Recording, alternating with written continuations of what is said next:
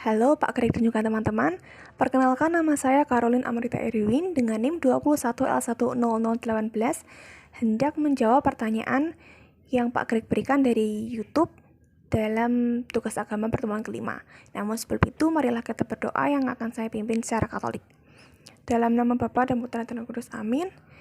Ya Tuhan yang Maha Pengasih dan juga Penyayang, puji dan syukur kami aturkan kepadamu, sebab melalui kasih perantaraanmu kami semua dapat Kau jaga, Kau bimbing, serta Kau sertai hingga pada hari ini. Ya Tuhan Yesus, sebentar lagi kami akan menjawab pertanyaan video agama. Kiranya apa yang hendak kami lakukan ini berkenan di hadapan-Mu, dan kiranya apa yang sedang kami kerjakan ini berguna bagi kami nantinya. Terima kasih ya Tuhan, doa yang kurang sempurna ini kami satukan dengan pengantaran Kristus, Tuhan dan pengantara kami. Amin. Dalam nama Bapa dan Putra dan Roh Kudus. Amin. Baik, saya akan langsung merangkum video yang Pak Greg berikan pada YouTube mengenai praktik eksekusi hukuman mati.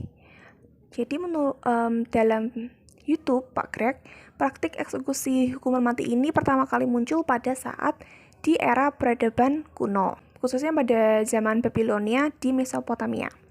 Pada sekitar tahun 1700-an, 1754, pada awalnya itu tertera pada Undang-Undang Hammurabi yang ditulis pada permukaan batu. Kemudian seorang arkeolog bernama Leonard William King, dia menulis dalam buku The Code of Hammurabi. Dalam undang-undang tersebut atau dalam buku tersebut tidak hanya hukuman mati itu yang diancam tuh hanya bagi pejabat, namun juga orang-orang siapapun itu yang menjalankan tugas atau kewajibannya dan mengakibatkan hilangnya nyawa seseorang. Dalam buku tersebut dapat disimpulkan bahwa jika ada orang yang membunuh nyawa seseorang, maka orang yang membunuh tersebut juga harus membayar nyawanya, yaitu harus juga dengan dibunuh. Dengan kata lain, mata ganti mata dan juga nyawa ganti nyawa. Kemudian untuk praktik hukum mati ini sendiri terbagi atas dua kubu, yaitu ada yang kubu pro dan juga kubu kontra. Kubu pro-nya itu berlandaskan untuk mengeliminasi ancaman kemanusiaan, kemudian untuk menurunkan populasi orang yang berperilaku buruk, dan juga sebaliknya yaitu menaikkan populasi orang yang berperilaku baik. Namun ada juga yang kontra pastinya, yaitu dasarnya itu hukuman mati ini tidak mengeliminasi ancaman kemanusiaan itu sendiri karena ada beberapa faktor internal. Kemudian tidak adanya efek jera yang ditumpulkan, dan juga akan selalu ada populasi good people dan menurunkan populasi bad people. Kemudian dari kontra ini juga menegaskan mengenai istilah homo homini lupus, yaitu yang berarti manusia adalah serigala untuk sesamanya. Hal ini dapat dimaknai sebagai manusia tuh orang yang kejam kepada sesamanya sendiri. Kemudian terkait pertanyaan mengapa manusia dihukum mati, ada dua opsi jawaban, yaitu yang pertama perbedaan opsi antara penguasa dan juga yang dikuasai. Jadi semisal ada suatu pimpinan yang memimpin suatu wilayah, namun wilayahnya itu tidak tunduk kepada pimpinannya itu. Nah, pimpinannya ini mungkin akan menghukum anggota-anggota di dalamnya. Kemudian yang kedua yaitu mengapa manusia dihukum mati, yaitu yang kedua karena kejahatan luar biasa yang dapat mengancam orang banyak. Hukum mati itu untuk menindas dan untuk memanipulasi yang dikuasai. Namun ada juga resiko dari hukum mati ini sendiri. Di antaranya yaitu yang pertama, salah vonis. Dalam video Pak Greg diceritakan bahwa di Amerika pada tahun 1973 ada 120 orang terpidana mati yang dibebaskan. Dan ternyata setelah ditelusuri mereka itu tidak bersalah. Kemudian resiko hukuman mati yang kedua yaitu tidak memberi solusi kepada akar kejahatan itu sendiri. Yang ketiga, kekerasan akan melahirkan kekerasan baru. Kemudian yang keempat yaitu kebijakan anti kehidupan, di mana orang-orang tuh pada cuek atau tidak peduli pada nyawa orang lain, jadi tidak bisa menjaga satu sama lain.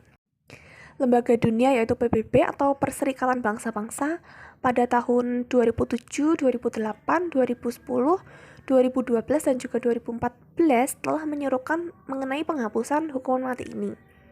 Hampir semua negara yang dilindungi PBB ini setuju akan penghapusan hukuman mati ini. Namun 60% diantaranya yaitu dari negara-negara yang berada di kawasan Tiongkok, India, Amerika Serikat, dan juga Indonesia. Dan 88 negara telah menghapuskan hukuman mati ini.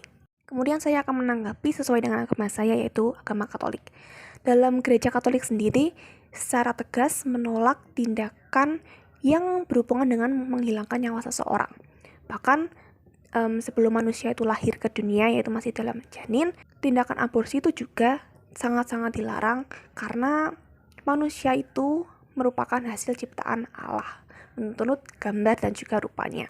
Kemudian yang berhubungan dengan membunuh, sebagai citra Allah, manusia sejak awal itu merupakan makhluk yang kudus dan diambil dari kitab Keluaran bab 20 ayat 13, yaitu ada kata-kata jangan membunuh, dan jangan membunuh ini juga merupakan termasuk dalam 10 perintah Allah yang kelima. Kemudian saya pertegas lagi dengan Injil Lukas bab 9 ayat 24 sampai 25 yang berkata bahwa karena barang siapa mau menyelamatkan nyawanya, ia akan kehilangan nyawanya, tetapi barang siapa kehilangan nyawanya satu karena aku, ia akan menyelamatkannya. Dan kemudian, apa gunanya seseorang memperoleh seluruh dunia tapi ia membinasakan atau merugikan dirinya sendiri? Dari cuplikan ayat tersebut dapat disimpulkan bahwa gereja Katolik sangat amat memuliakan nyawa seseorang lebih dari segala apapun.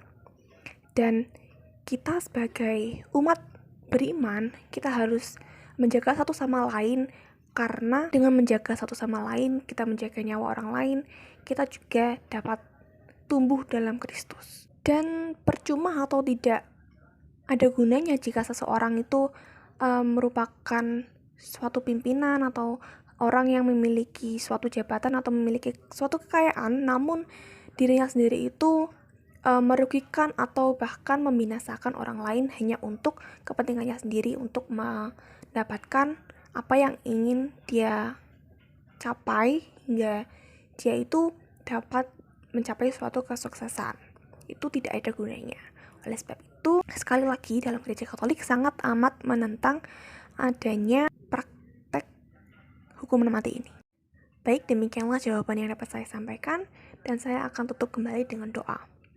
Dalam nama Bapa dan Putra dan Roh Kudus, amin. Terima kasih ya Tuhan, sebab Engkau telah menjaga dan melindungi kami dari awal hingga akhir, dan kiranya ya Tuhan, apa yang telah saya sampaikan dapat berguna bagi siapapun yang menonton ini, dan kiranya apa yang Pak Greg telah ajarkan dapat berguna bagi kami nantinya. Terima kasih ya Tuhan, kiranya Engkau selalu menjaga dan melindungi kami masing-masing. Doa yang kurang sempurna ini kami satukan dengan pengantara Kristus Tuhan dan pengantara kami. Amin. Dalam nama Bapa dan Putra dan Roh Kudus. Amin. Terima kasih.